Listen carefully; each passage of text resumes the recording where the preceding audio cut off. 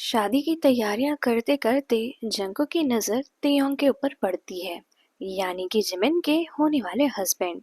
और फिर वो मन में सोच रहे होते हैं कि ये है तेयोंग, जो पूरे सोल के बहुत ही ज्यादा खतरनाक और बड़े माफिया हैं। जब इनका रिश्ता मेरे भाई के लिए आया था, तो मुझे पहली बार तो ऐसा लगा था कि हम इनके यहाँ रिश्ता क्यों कर रहे हैं। और अगर उस तरह पूछो मुझसे, तो मैं इस रिश्ते के उतने ज्यादा सहमति में नहीं था। लेकिन जब मुझे ये पता चला कि जिमिन को इससे कोई भी आपत्ति नहीं है, तो मुझे लगा हो सकता हो वो तेयोंग को पसंद करने लगा हो। पर अब जब इतनी बड़ी चीज हो गई है, तो मुझे समझ में नहीं आ रहा है कि आखिर मैं क्या ही करूंगा। उसके बाद जंकुक सोच रहे होते हैं कि क्या मुझे तेयोंग से बात करनी चाहिए। और फिर वो वापस से तेयोंग की तरफ देखते हैं और मन में सोच रहे थे, नहीं नहीं बिल्कुल नहीं, ये तो इतने ज्यादा डरावने लग रहे हैं। कहीं मैं इनके पास गया और इन्होंने ये बात सुनते ही मुझे गोली वली मार दी तो। ना ना ना ना, मुझे मेरी जिंदगी बहुत ही ज्यादा प्यारी है। मुझे कोई और ही आइडिया निकालना पड़ेगा। पर क्या ही करूंगा मैं। यही चीजें सोचते हुए वो काम में हाथ बटा रहे होते हैं। उसके बाद वो टाइम आ जाता है जब शादी होनी थी। तेयोंग तो चुपचाप जाकर फादर के बगल में खड़े हो जाते हैं और उसके बाद वो सब लोग जिमिन के नीचे आने का इंतजार कर रहे होते हैं। पर जिमिन जब बहुत देर तक वहां आते ही नहीं है, तो वो लोग पहले तो बोलते हैं जंकुक को कि जाओ देख के आओ कि जिमिन आ क्यों नहीं रहा है। जिस पे जंकुक अंदर ही अंदर बहुत ही ज्यादा घबरा रहे होते हैं कि वो आखिर कहेंगे क्या कि जिमिन कहाँ चला गया है। लेकिन फिर भी धीरे धीरे कदमों से वो जिमिन के कमरे में जाते हैं। उन्हें 5-10 मिनट उसी कमरे में ढूंढने की एक्टिंग करते हैं और इसके बाद अपनी मॉम को कॉल करके ऊपर बुलाते हैं। और जब जंकुक की मॉम ऊपर आती हैं, तो वो यही कह रही होती है कि क्या हो गया, तुम्हें मुझे बुलाने की क्या जरूरत पड़ गई, जिमिन ठीक तो है ना। लेकिन जब वो देखती है कि जिमिन वहां आसपास कहीं भी नहीं है, तो वो जंकुक से पूछती हैं कि क्या बात है। तो जंकुक थोड़ा हड़बड़ाते हुए बोलते हैं कि मॉम, आप देख रही हैं जिमिन यहाँ कहीं भी नहीं है। और मैंने आसपास सारे कमरों में चेक कर लिया है, जिमिन कहीं भी नहीं है। ना तो वो अपना फोन उठा रहा है, ना ही उसने कोई मैसेज छोड़ा है कि वो कहीं जा रहा है या कुछ भी। अब ये सुनने के बाद जंकुक की मॉम भी काफी ज्यादा परेशान हो जाती हैं, क्योंकि नीचे तेयोंग और उनका पूरा परिवार था। और अगर कुछ भी ऊंच नीच हो जाती, तो वो लोग तो जान से ही चले जाते। जिस पे जंको की मॉम बोल रही होती है कि तुम जल्दी से खोजो, आखिर जिमिन जा कहाँ सकता है। तो जंकुक बोलते हैं क्या हमें पापा को बुलाना चाहिए। तो वो बोलती हैं कि अगर जिमिन मिल जाता है, तो उन्हें इन सब के बारे में कुछ भी पता नहीं चलना चाहिए। तो जंकुक बोलते हैं और अगर नहीं मिला तो। कहीं ना कहीं तो जंकुक की मॉम को भी ये डर सता रहा था कि अगर जिमिन नहीं मिला, तो वो लोग क्या करेंगे। लेकिन वो लोग ज्यादा देर तक इस बात को छुपा भी तो नहीं सकते थे। पर उन्होंने अपने एक सर्वेंट को बुलाकर नीचे चीज बताने के लिए कहा। वो ये कि जिमिन का मेकअप अभी पूरी तरीके से हुआ नहीं है, इसलिए थोड़ा सा और इंतजार करना पड़ेगा। और वो सर्वेंट नीचे जाके सबको ये बता देते हैं, तो थोड़ी देर के लिए सब नॉर्मल हो जाते हैं। लेकिन जंकुक और उनकी मॉम बिल्कुल भी नहीं। वैसे तो जंकुक नॉर्मल थे, पर एक्टिंग वो बहुत ही अच्छी कर रहे थे। वो लोग फिर से पूरी बिल्डिंग में जिमिन को ढूंढते हैं। वो लोग लगातार जिमिन को कॉल कर रहे होते हैं, बहुत सारे मैसेजेस डाल रहे होते हैं, पर जिमिन का कोई भी नामो निशान उन दोनों को नहीं मिलता है। वहीं नीचे स्टार्टिंग स्टार्टिंग में तो सब लोग हंसी मजाक कर रहे होते हैं, इंतजार कर रहे होते हैं। लेकिन जैसे जैसे टाइम बढ़ता जा रहा था, ऑकवर्डनेस बहुत ही ज्यादा बढ़ रही थी। और अब तो जंकुक के पापा भी थोड़ा सा परेशान हो रहे थे कि जिमिन अब तक नीचे आया क्यों नहीं। और इसके बाद वो भी वहां के गेस्ट को थोड़ा सा संभालते हुए बोलते हैं कि मैं भी देख के आता हूँ कि जिमिन है कहाँ। और इसके बाद वो भी ऊपर जिमिन के कमरे में जा रहे होते हैं।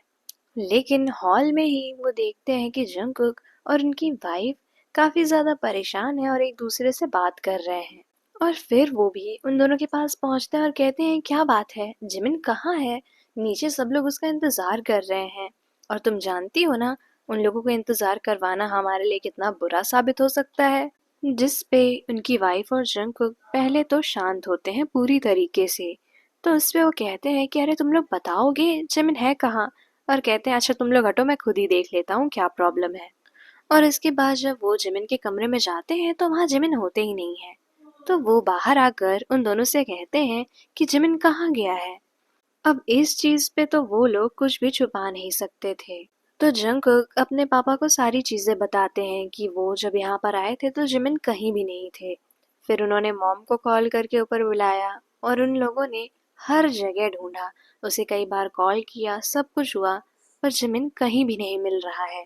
अब ये सुनने के बाद उनके पापा बहुत ही ज्यादा टेंस्ड हो जाते हैं और बस एक ही चीज सोच रहे होते हैं कि अब नीचे मैं जाके क्या कहूँगा। पर कुछ ना कुछ तो उन लोगों को करना ही था।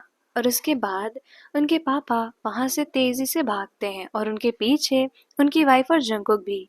और वहां नीचे जाने के बाद जंकुक के पापा तेयोंग और उनकी फैमिली के सामने अपने घुटनों पे आ जाते हैं और बस बहुत ही ज्यादा माफी मांग रहे होते हैं कि जिमिन कहीं भी मिल नहीं रहा है।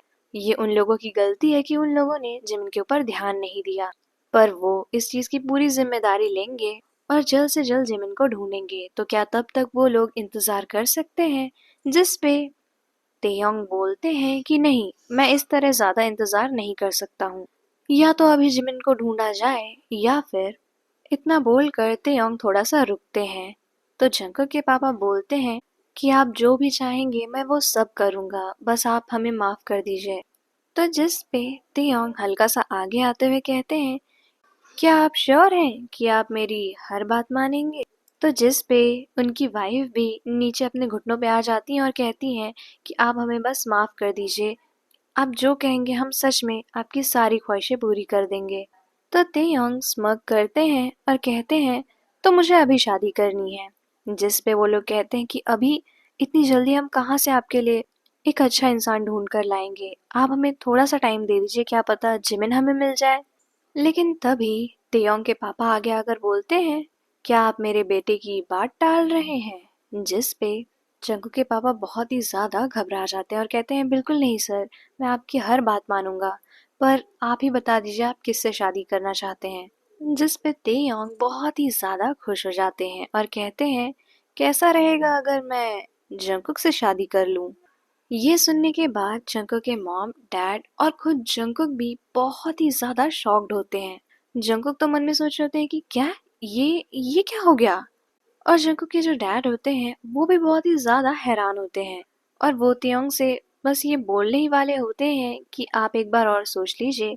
लेकिन तभी उन्हें तियोंग के पापा की बात याद आ जाती है और वो चुपचाप उन लोगों की कंडीशन मान जाते हैं।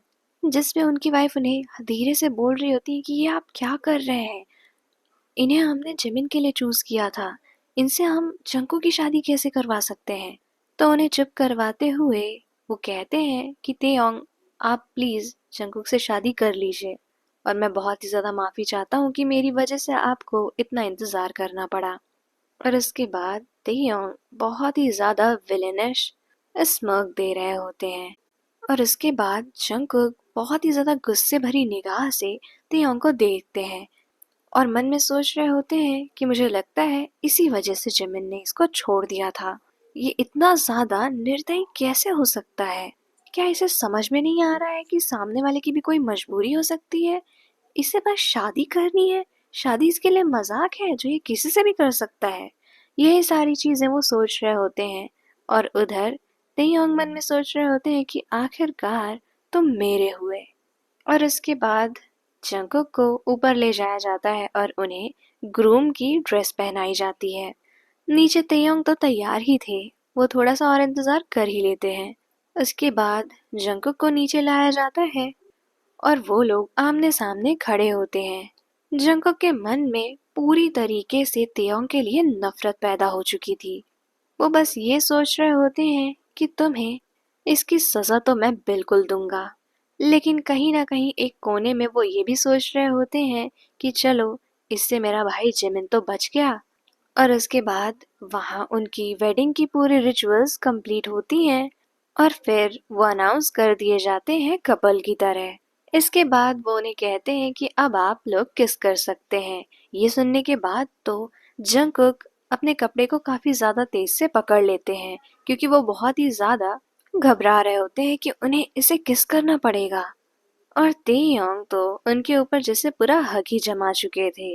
वो आगे बढ़ते हैं और जंगकुक को किस करने ही वाले होते हैं, लेकिन जंगकुक डर के मारे अपनी आंखें बंद कर लिए होते हैं और उन्हें इतना डरता हुआ देखकर तेयोंग फिर से स्माइल करते हैं और उनके फोरहेड पे किस करके पीछे हट जाते हैं।